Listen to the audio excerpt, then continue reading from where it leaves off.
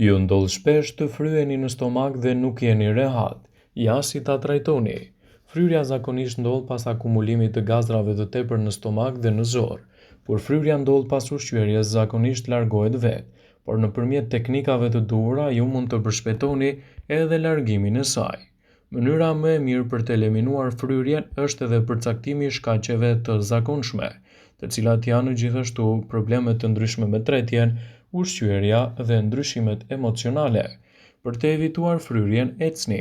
Aktiviteti fizik vezorët në lëvizje dhe ndihmon gjithashtu edhe në çlirimin e gazrave të akumuluara në stomak. Fibrat në mënyrë graduale të shtuara në dietën tuaj do të jenë një mundësi e mirë çlirimi. Më shumë ujë në dietën tuaj do të jetë një mundësi e çmuar për të mbajtur larg këto komplikacione. Ushqyerja e rregullt brenda standardeve dhe kohës të duhur mund t'ju ndihmojë në situatën tuaj.